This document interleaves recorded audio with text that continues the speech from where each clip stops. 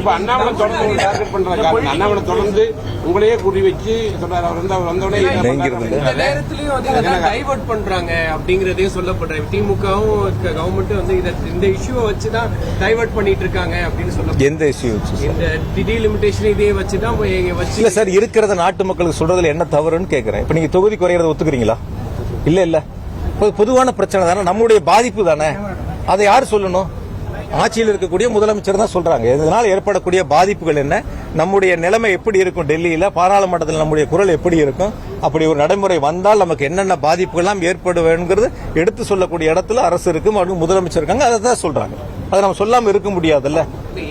இந்த நேரத்துல அதை சொல்லி அரசியல் பண்றீங்கன்றதுதான் மொத்தம். இல்ல சார், இதுல அரசியலே கிடையாது. தயவுசெய்து நீங்க அப்படி பாக்குறீங்களா? இது அரசியலே கிடையாது. நீங்க அப்படி பார்க்கல, நாங்களும் அப்படி பார்க்கல, மக்களும் அப்படி பார்க்கல. தமிழ்நாட்டு மக்களுக்கு குறிப்பாக எந்தெந்த மாநிலங்களுடைய தொகுதியில் எண்ணிக்கை குறைகிறதோ அங்கு ஏற்படக்கூடிய பாதிப்புகளைத்தான் அரசும் முதலமைச்சர்களும் சுட்டிக்காட்டுகின்றார்கள். இது எந்த விதமான அரசியலும் இல்ல. இப்ப தொகுதி குறைக்காம இருந்தாலோ அல்லது முதலமைச்சர் சொல்லுகின்ற மாதிரி அமைந்தாலோ நம்ம இதை சொல்ல போறோமா? இதை கையில் எடுக்க போறோமா? முதலமைச்சர் எடுக்க போறாங்களா?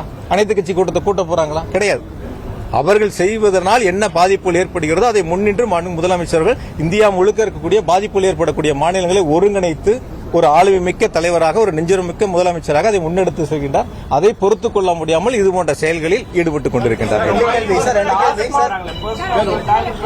சார், அதாவது என்னன்னு இல்ல, பொதுவாக நீங்க பாத்தீங்க கடைசியா மைண்ட்ஸ்ல கூட அந்த வேலைகளை முயற்சி எடுத்து பார்த்தாங்க. பொதுவான கருத்துக்கள் வந்து ஏதேனும் அரசின் மீது ஒரு அவதூறுகளை பரப்ப வேண்டும், மக்களிடத்தில் இருக்கக்கூடிய நற்பெயருக்கு செல்வாக்கிற்கு ஒரு களங்கம் ஏற்படுத்த வேண்டும் என்ற குறுகிய மனப்பான்மையோடு இது போன்ற செயல்களில் ஈடுபட்டுக் கொண்டிருக்கின்றால் இதை நாங்கள் சட்ட ரீதியாக அரசும் டாஸ்மாக் நிறுவனம் எதிர்கொள்ளும்.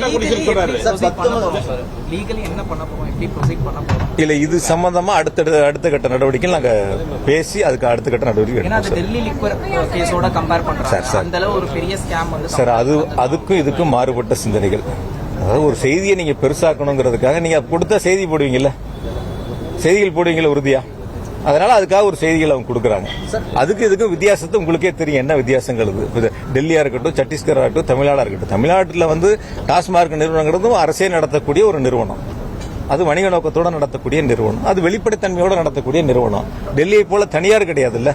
அதுல இருந்து நான் கொள்கை முடிவு எடுக்கலையில. நாங்க ஏதாவது புதுசா கொள்கை முடிவு எடுத்தோமான டாஸ்மாக் நிறுவனத்துல, இல்ல புதிய ஆலைகளுக்கு ஏதாவது நாங்க அனுமதி கொடுத்தோமான்னு கேட்கிறேன் நான். இல்ல புதிய கடைகள் ஏதாவது திறப்பதற்கு நாங்க அனுமதி கொடுத்தோமான்னு கேட்கிறேன். ஏற்கனவே இருந்த கடையில 500 கடைகள் நாங்க மூடி இருக்கோம்.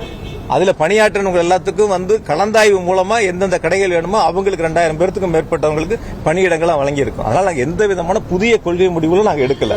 ஏற்கனவே இந்த டாஸ்மாக் நிறுவனம் தொடங்கப்பட்ட பொழுது என்ன முயற்சிகள் எடுத்தார்களோ, என்ன கொள்கை முடிவுகள் எடுத்தார்களோ அதன் அடிப்படையில் தான் செயல்பட்டு இருக்கு. நான் ஒண்ணுதான் கேட்கிறேன், அவங்க ஏற்கனவே பதிவு செய்யப்பட்ட எஃப்ஐஆர்களின் அடிப்படையில் இருக்காங்க. அது எந்தெந்த எஃப்ஐஆர் எந்த வருஷம் பதிவு பண்ணுச்சு, அது எந்த வருஷங்கிறது சொல்லணும்ல. இந்தந்த வருஷங்கள்ல பதிவு செய்யப்பட்ட. நான் ஒண்ணு கேட்கிறேன், ஒரு நிறுவனங்கள்ல ஒரு கடைகள்ல ஒரு ஊழியர் தவறு செய்யறார் அப்படின்னு ஒரு புகார் வருகின்ற பொழுது விசாரித்து டாஸ்மாக் நிறுவனம் நடவடிக்கை எடுத்தால் அது தவறான்னு கேட்கிறேன் நான். இப்ப 4700 கடை இருக்குன்னா ஒரு 10 கடையில தவறு செஞ்சாங்கன்னு வச்சுங்க ஒரு உதாரணத்துக்கு. அந்த 10 கடைகள்ல ஆய்வு செய்து டாஸ்மாக் நிறுவனம் நடவடிக்கை எடுத்தா அது தவறான்னு கேட்கிறேன்.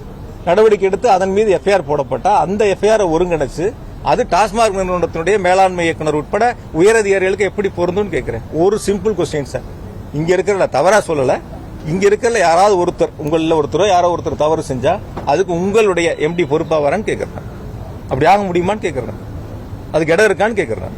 யாரோ கடைநிலையில் இருக்கக்கூடிய ஒருவர் தவறு செய்தால் அந்த தவறின் மீது நிர்வாகம் நடவடிக்கை எடுத்தால் அந்த எஃப்ஐஆர்களை நாங்கள் சேர்த்து அதன் மூலமாக நாங்கள் சோதனை என்ற பெயரில் வந்து ஆய்வு நடத்தியிருக்கோம், அதுல ஆவணங்களை கைப்பற்றிருக்கோம். நாங்க அது சட்ட ரீதியாக எதிர்கொள்வதற்கு நாங்கள் தயாரா இருக்கோம். அவங்களும் நீதிமன்றத்தில் அதுக்கான ஆவணங்களை கொடுப்பாங்க, நாங்களும் நீதிமன்றத்தில் கொடுப்போம். சட்ட ரீதியாக நாங்கள் எதிர்கொள்வதற்கு தயாரா இருக்கோம். ரொம்ப ஒருங்கிணைச்சு ரொம்ப பிரமாதமா இந்த கரப்ஷன் நடந்திருக்கு. விலை வந்து 10 to 30 ரூபாய்க்கு அதிகமாயிருக்கு.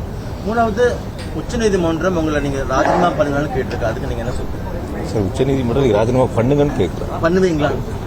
பண்ணுவீங்கன்னு சொல்றேன். பண்ணுவீங்களா? அதெல்லாம் பண்ணியிருந்தா என்னோட ஜாமீனிலேயே வந்திருக்கும்.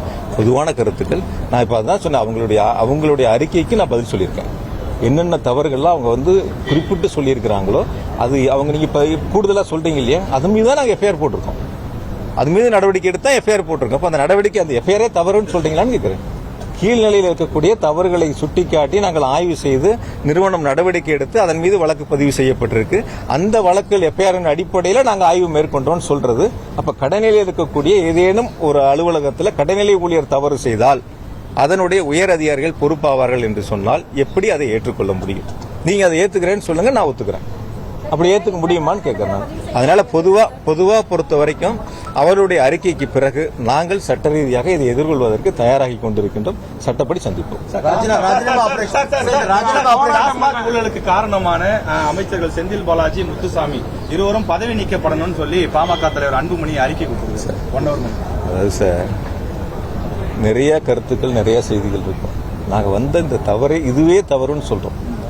அப்புறம் நீங்க எப்படி இந்த கருத்துக்கு இடம் அங்க இருக்கு? ஆய்வின் அடிப்படையில் எந்தவித முகாந்திரமும் இல்லைன்னு நாங்க சொல்றோம். இது கோர்ட்டில் நாங்க ஃபைல் பண்ணி அதுக்கப்புறம் நீதிமன்றத்தின் உத்தரவு அடிப்படையில் தான் சரியா தவறாங்கிறது அப்புறம் தெரியும். நாங்க தவறே இல்லைன்னு சொல்றோம். அதெல்லாம் அதுக்கு அந்த கேள்விக்கு இடமே கிடையாது. சார், இந்த உச்சநீதிமன்றம் ராஜினாமா சார், அதுக்கு வழக்கு தனியா நடந்துட்டு இருக்கு. அது சம்பந்தமா நீதிமன்றத்தில் எங்க வழக்கறிஞர்கள் பேசுவாங்க. இன்னைக்கு நான் பதில் சொல்ல வந்தது அமலாக்கத்தினுடைய ஸ்டேட்மெண்ட்டுக்கு நான் பதில் சொல்ல வந்திருக்கேன். நீங்க எப்பவுமே என்ன பண்ணீங்கன்னா, கொஞ்சம் சீனியர்ஸ் ரிப்போர்ட்டர்ஸே நாங்கள் சொல்ல வரக்கூடிய கருத்தை விட்டுட்டு அடுத்த கேள்விக்கு போயிடுறீங்க. இல்ல உங்க லீடு வேற மாதிரி போயிருது.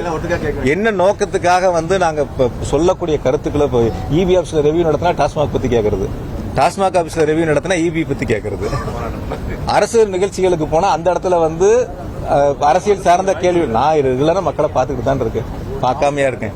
அதனால பொதுவா இன்னைக்கு அமலாக்கத்துறையுடைய அறிக்கைக்கு நாங்கள் பதில் அளித்திருக்கின்றோம். அதை சட்ட ரீதியாக எதிர்கொள்வதற்கு அரசும் டாஸ்மாக் நிறுவனம் தயாரா இருக்கு. நன்றி.